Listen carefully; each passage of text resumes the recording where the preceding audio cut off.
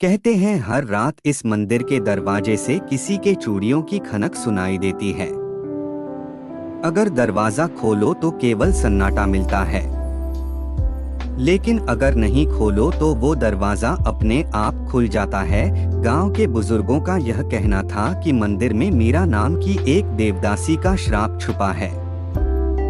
मीरा, जिसकी कहानी भक्ति और प्रेम से शुरू हुई, लेकिन छल, अन्याय और प्रतिशोध पर खत्म हुई। मीरा की भक्ति और कला की कहानी करीब 200 साल पहले इस मंदिर का बड़ा नाम था।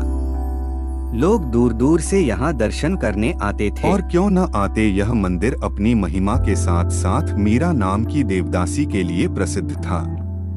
मीरा की नृत्य कला ऐसी थी कि लोग सांसें रोककर देखते थे। जब वो अपने पैरों में बंधी पायल की छन छन के साथ भगवान शिव की मूर्ति के आगे नृत्य करती तो ऐसा लगता मानो पत्थर की मूर्ति भी मुस्कुरा रही हो। मीरा की भक्ति सच्ची थी, लेकिन भक्ति के इस रास्ते में मीरा का सौंदर्य भी था, जिसने कई लोगों को उसके खिलाफ कर दिया। मंदिर के पुजारी और राजा दोनों ही मीरा के सौंदर्य पर मोहित थे। मीरा के साथ चाल और धोखा तब होता है जब एक दिन राजा ने मीरा को बुलाया। उसने मीरा को प्रलोभन दिया, तुम्हारी कला अद्वितीय है, मैं तुम्हें अपने महल की रानी बनाना चाहता हूँ। मीरा ने मुस्कुराते हुए जवाब दिया, महाराज, मेरी आत्मा और शरीर दोनों ही भगवान शिव को समर्पित हैं। मैं किसी की रानी नहीं बन सकती। राजा ने अपमानित महसूस किया और बदला लेने की ठान ली। उसने मंदिर के पुजारियों के साथ मिलकर एक योजना बनाई।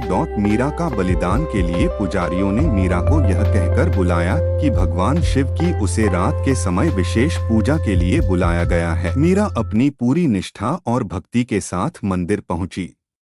वहां राजा और पुजारियों ने मिलकर उसका बलिदान कर दिया। कहते हैं उसके आखिरी शब्द थे, तुमने मेरी भक्ति का अपमान किया है, यह मंदिर अब श्रापित रहेगा। हर रात मेरी चीखें गूंजेंगी और मेरे कदमों की आहट सुनाई देगी। जब तक इस मंदिर में न्याय नहीं होगा, तब तक यहाँ शांति नहीं होगी।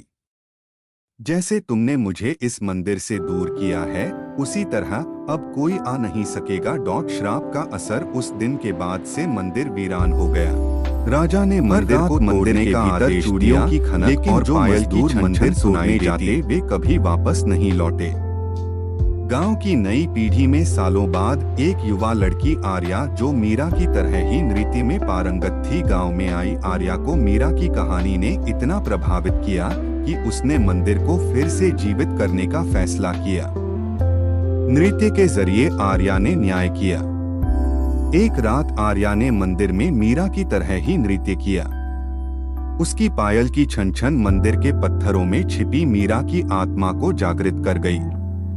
अचानक आर्या के शरीर में मीरा की आत्मा आ गई। मीरा ने अपनी पूरी कहानी सुनाई और अंत में कहा, मैं बस इतना चाहती हूँ कि मेरी भक्ति को सम्मान मिले। मंदिर का पुनर्जन्म के लिए आर्या ने गांव वालों के साथ मिलकर मंदिर को फिर से प्रतिष्ठित किया। आज वहाँ हर रात मीरा की आत्मा नहीं बल्कि उसकी भक्ति गूंजती है। मंदिर फिर से जीवंत हो गया और लोग इसे भक्ति का मंदिर कहने लगे। इस कहानी ने यह सिखाया कि भक्ति और प्रेम को कभी छल से नहीं हराया जा सकता। मीरा का श्राप खत्म हुआ, लेकिन उसकी भक्ति और नृत्य हमेशा अमर रहे। आज भी जब इस मंदिर में नृत्य होता है तो ऐसा लगता है मानो भगवान शिव खुद झूम रहे हों।